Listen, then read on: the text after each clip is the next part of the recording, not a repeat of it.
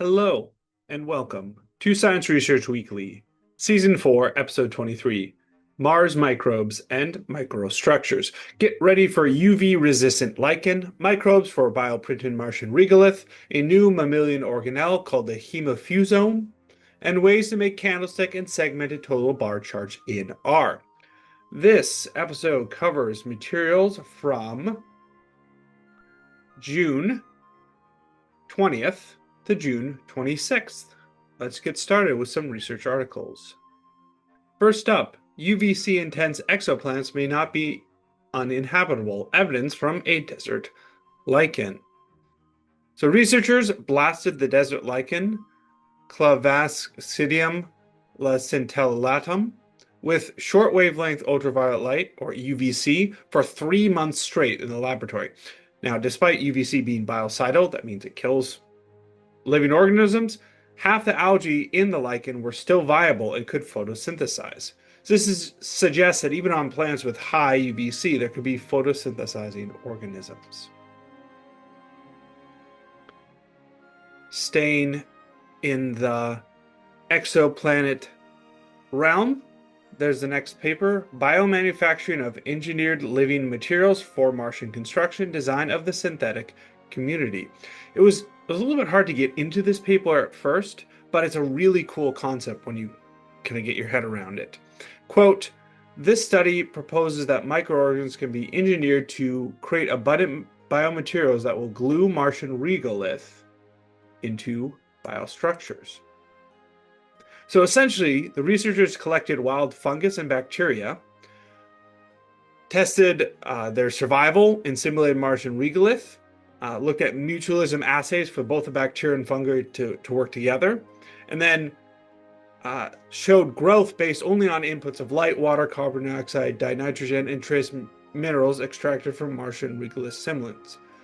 So that was this study here. From there, the researchers want to actually use the bacteria and fungus together to 3D print structures that will stick together with Martian regolith.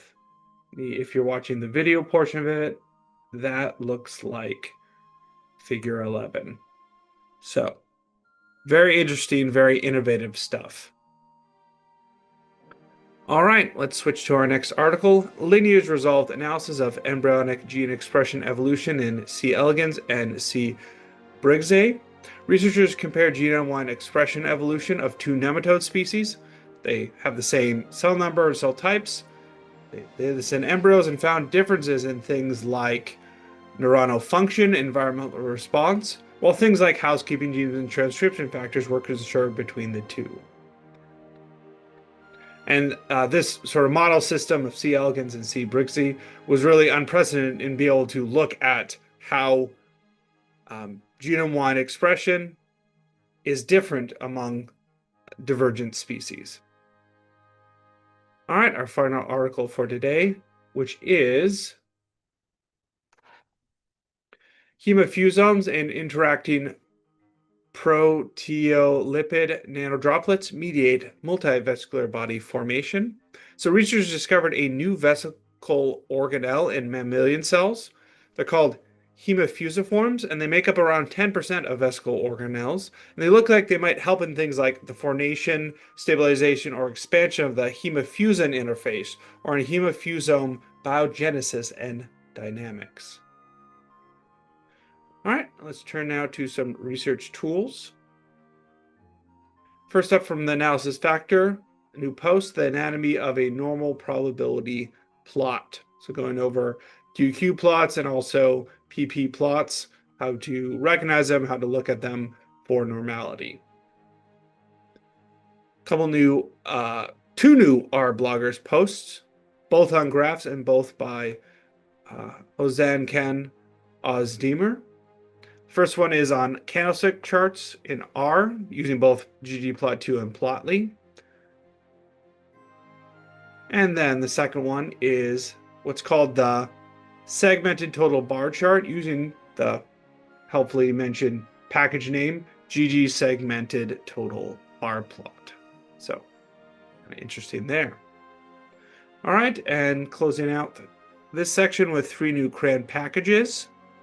There is ClinPubR, clinical publication, slopes, calculate slopes of roads, rivers, and trajectories, and unsum, reconstruct raw data from summary statistics.